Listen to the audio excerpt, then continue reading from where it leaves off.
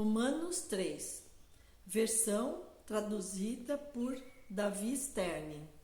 Então, que vantagem tem o judeu? Que valor há na circuncisão? Muito em todos os sentidos. Em primeiro lugar, os judeus foram confiadas as próprias palavras de Deus. Se alguns deles foram infiéis, e daí? Sua infidelidade cancelará a fidelidade de Deus? De jeito nenhum. Deus é verdadeiro, ainda que todos os homens sejam mentirosos, como diz o Tanar, para que tu, ó Deus, sejas justificado nas tuas palavras e prevaleças no veredicto quando fores julgado. Agora, se nossa injustiça destaca a justiça de Deus, que diremos? Que Deus é injusto ao aplicar-nos sua ira? Argumento aqui da forma pela qual as pessoas normalmente fazem. Claro que não. Se fosse assim, como Deus poderia julgar o mundo? Mas alguém dirá: se por meio da minha mentira a verdade de Deus é destacada e lhe dá mais glória, porque ainda sou julgado por ser um mero pecador? Na verdade, por que não dizer, como algumas pessoas nos caluniam ao afirmar que declaramos: façamos o mal para que nos venha o bem?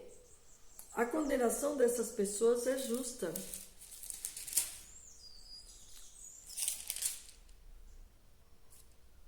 Dessa forma, nós judeus estamos em posição de vantagens? Não. Já demonstrei que todas as pessoas, judeus e gentios, indiferentemente, são controladas pelo pecado, como declara o Tanar. Não há nenhum justo, nenhum sequer. Ninguém entende, ninguém busca Deus, todos se desviaram e tornaram-se simultaneamente inúteis. Não há ninguém que demonstre bondade, nem um sequer. Suas gargantas são túmulos abertos, usam a língua para enganar, veneno de serpentes está em seus lábios. Suas bocas estão cheias de maldição e amargura. Seus pés são rápidos para derramar sangue. Em seus caminhos estão ruína e desgraça. E não conhecem o caminho da paz. Não há temor a Deus diante de seus olhos. Além do mais, sabemos que tudo que a lei diz, o diz aos que vivem sobre a estrutura da lei, para que toda a boca se cale e todo o mundo seja condenado, merecedor do juízo adverso de Deus, porque à sua vista nenhuma pessoa viva será considerada justa, com base na guarda legalista dos mandamentos da lei. Mas agora, a parte da lei, o jeito de Deus de tornar as pessoas justas à sua vista foi esclarecido.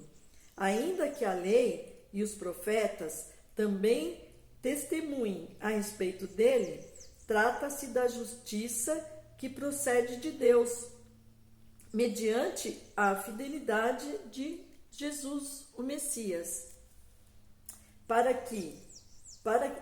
todos os que confiam. Não há diferença se alguém é judeu ou gentil, porque todos pecaram e não são capazes de merecer o louvor de Deus, mediante a graça divina. Sem merecê-la, todos recebem a condição de serem considerados justos diante dele, por meio do ato que nos redime de nossa escravização ao pecado, realizado pelo Messias Yeshua.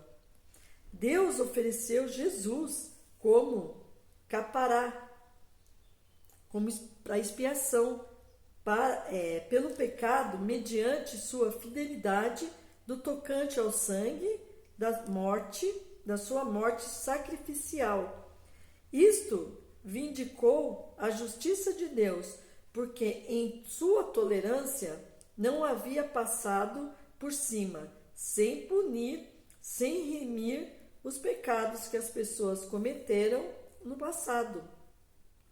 E ela vindica sua justiça na era presente, ao demonstrar que ele é justo e também aquele que torna pessoas justas por causa da fidelidade de Jesus. Portanto, que espaço é deixado para a vanglória? Nenhum. Que tipo de lei a exclui? A que diz respeito às observações legalistas de regras?